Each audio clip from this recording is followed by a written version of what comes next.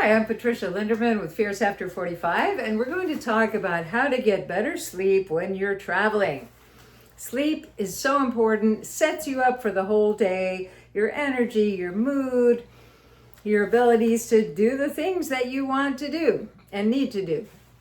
It's also the time, sleep is the time that recent research is showing that our brain gets kind of an internal car wash. And this is just so important and good for our long-term health. So we want to maximize our quality sleep. But when we're traveling, there are so many upheavals and situations that are new, and how can we cope with that? I have 6 strategies that I hope will help you. And the first one is to get in the dark. So when I'm looking for accommodations, then I'm looking for blackout curtains. I'm looking just for protection of the windows so that even though it's nighttime, we don't have a lot of street lights and extra light coming in. If I'm with relatives, sometimes I bring my own blackout curtain to hang up. And I also use an eye mask. I love this Velcro kind. So good. Better than, I think, those little airline ones.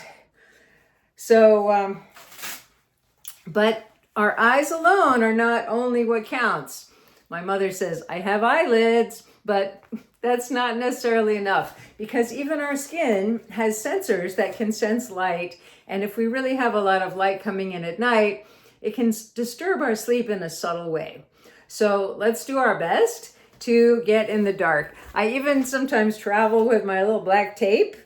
And you know those little green lights or blinking lights that are often in hotel rooms and other places?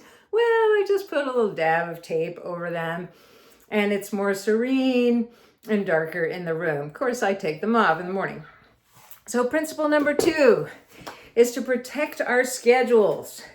We have sleep schedules that we tend to fall into naturally, but sometimes they're different from what's expected at our destination.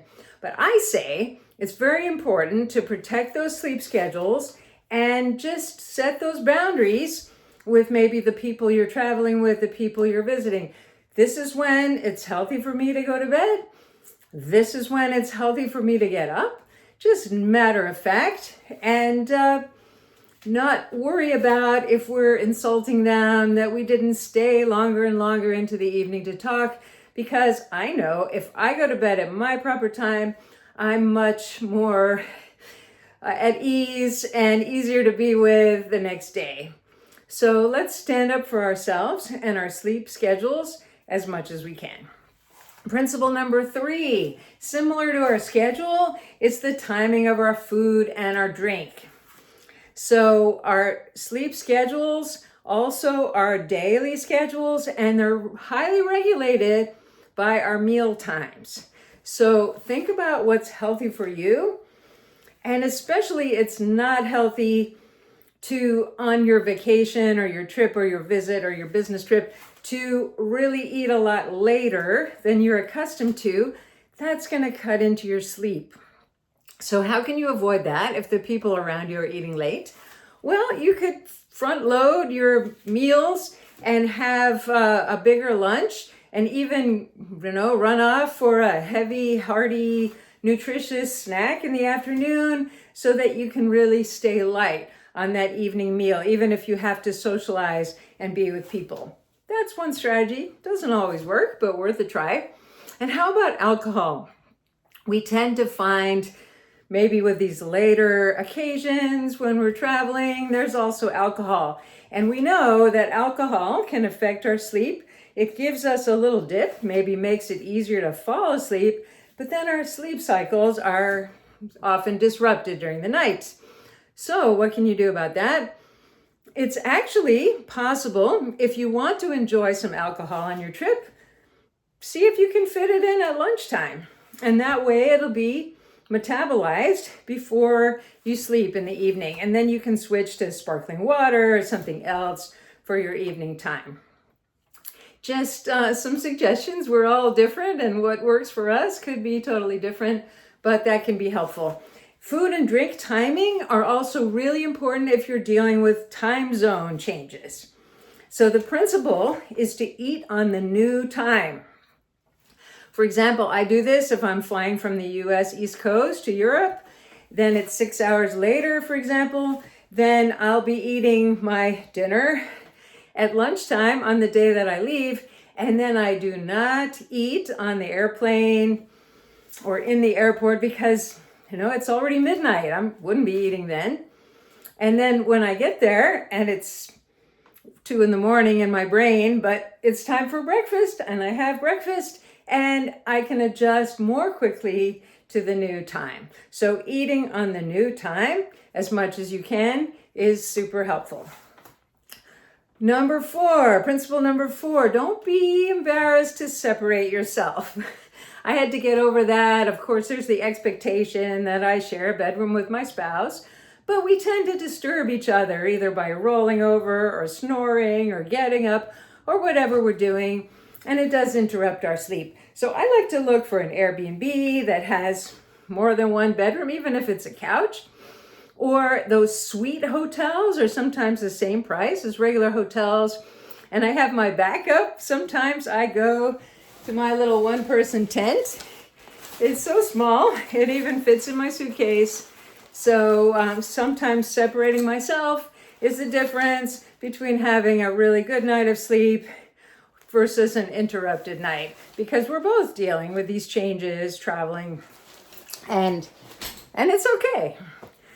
The 5th principle is physical movement. So physical movement during the day, including walking, is going to help us sleep better at night. And often that's a great advantage we already have when we're traveling. We're seeing a new city, we're doing a lot of walking, or maybe it's an active vacation, no problem. But then there's those times where we're visiting friends or family and it's all about sitting around, eating some more. So let's give ourselves permission to excuse ourselves, go out for a walk, get some physical activity, maybe find some hills or some stairs to challenge ourselves a little bit, just so we can get our heart rate and our breathing up and get that physical activity that we need to have a good sleep. Self-care like that is not selfish. We're taking a little time away, yes, but we're coming back refreshed and we'll feel better the next day and we're able to show up for everybody else in a more optimal way. And the last principle is audio. So this is not only for traveling, but it's very helpful often for traveling because we wake up in a strange place, our minds are racing, or we're having trouble falling asleep, different environment, lots going on. So I love to go not to screen watching because that blue light enters our eyes. Even if we're in the sleep mode on our phone, we're still stimulating ourselves and probably what we're watching isn't so relaxing either. So I like to go to audio. I have my wired earbuds and I put my phone on airplane mode, sleep mode, turn off the Wi-Fi, turn off everything so that I'm not getting any notifications or any temptations. I even shut down my apps at night. Only I have some guided meditations and audiobooks.